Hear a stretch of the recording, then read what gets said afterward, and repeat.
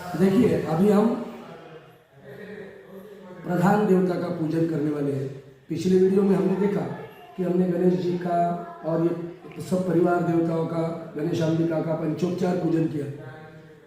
षोडशोपचार पूजा कैसे करनी है अब हम इसमें देखेंगे। भगवान भोलेनाथ शिव जी का षोडशोपचार पूजन। शंकर यानी सब शम कर, सभी दुख को दुखों का शमन करने वाले शंकर भगवान, महादेव, देवों के देव महादेव बोला जाता है। शिव यानी पवित्र, इसे शिव जी बोला जाता है।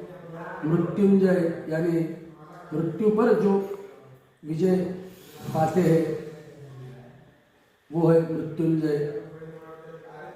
तो ऐसे शिव जी का हमें यहाँ पे पूजन करना है। सबसे पहले उस हमने ग्रंथ में अभी ये पूजन होने के बाद ध्याये नित्यम महेशम से ध्यान करना है शिव जी का। ध्याये नित्यम महेशम से ध्यान करेंगे।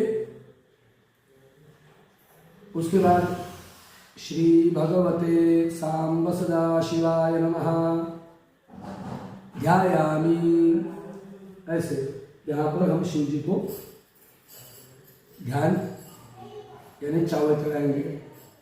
फिर आवाहनम। अब देखो, जब घर के भगवान होते हैं तो आवाहन करने की आवश्यकता नहीं, यानी उनको पहले से ही आमंत्रित किया है। ये मेरे घर पर परिवार के भगवान भोलेनाथ है, तो उनका पहले ही आवाहन हो चुका है, इसलिए आवाहन नहीं कर रहे हैं।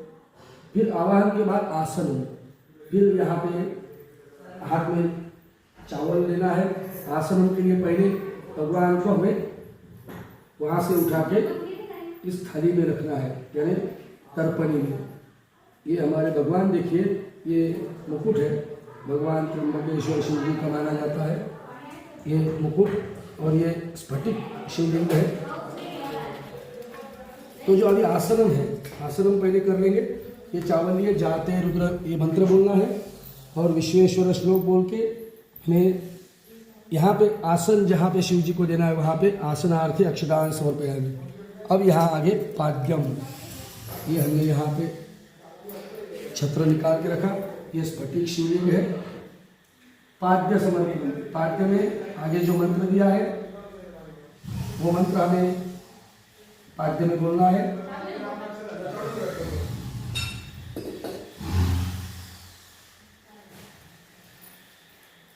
इसके बाद उसमें दिया है प्रतिष्ठापन। अभी जैसे आवाहन इसमें अभी नहीं है, तो प्रतिष्ठापना भी पहले से हो चुकी है, इसलिए प्रतिष्ठापन, यदि आप पार्थिव शिवलिंग बनाते हैं तो पार्थिव शिवलिंग में आप आवाहन कर सकते हैं और करना ही चाहिए। तो फिर पाद्य समर्पणम, जानी कुंभ मंत्र दिया है, भगवान भोलेनाथ को ऐसे पानी चढ़ाना। गंगोदकम, ये श्लोक भी बोलना, श्री भगवते सब बोलना, पाद्यम समर्पयामि। फिर अर्घ्यम, अर्घ्यम आपको अर्घ्य का पात्र भी मिलता है, किसी के पास होता है। अब इसमें मैं अर्घ्य बना रहा हूँ, ये कटोरी में। अर्घ्य बनाते समय इसमें पानी भर देना और उसमें थोड़ा चंदन मिलाना, एक पुष्प रखना और ये थोड़े से चावल उसमें चढ़ाना और ये ऐसा वो मंत्र बोलना है, अर्घ्यम शिवे नमः। उसके बाद नमस्ते वाला देवदेवेश ये बोलना और श्री भगवते ऐसे चढ़ा देना। अर्घ्यम समर्पयामि। उसके बाद आचमनीय, फिर पानी चढ़ाना। महादेवाय, जैसे बोला है श्री भगवते सांब सदा शिवाय नमः, वो मंत्र बोल के आचमनीय समर्पयामि। फिर असौजस्ताम्र, स्नानम में भी पानी ही चढ़ाना है, स्नानम समर्पयामि। फिर आता है पय स्नान। पय यानी दूध, पय यानी दूध। तो हमें अभी यहाँ पे दूध चढ़ाना है, तो दूध चम्मच से भी चढ़ा सकते या ऐसे भी धारा पकड़ते। तो वहाँ पे पया पृथिव्याम ये मंत्र बोलना है। उसके बाद में कामधेनु वाला मंत्र बोलना है और भोलेनाथ को यहाँ पे हमें स्नान कराना है, पय स्नानम समर्पयामि।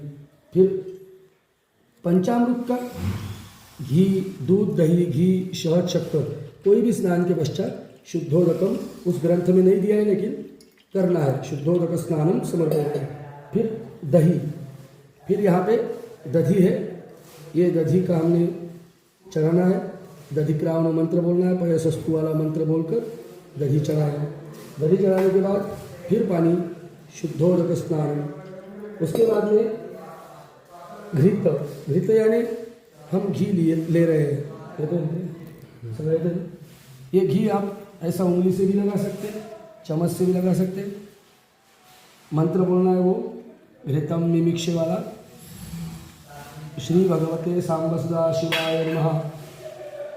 देखिए पुराण वेदोक्त मंत्र और पुराणोक्त श्लोक ऐसे दो दिया है वहाँ पे, आप दोनों भी बोल सकते हैं या दो में से एक भी बोल सकते हैं, चाहे वेदोक्त या चाहे पुराण। फिर शुद्धोदक स्नान समर्पयामि।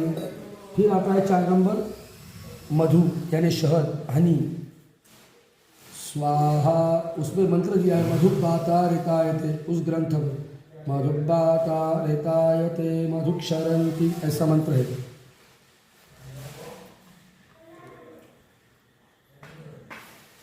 आपने फोटो कर जो फोटो नहीं, ठीक है।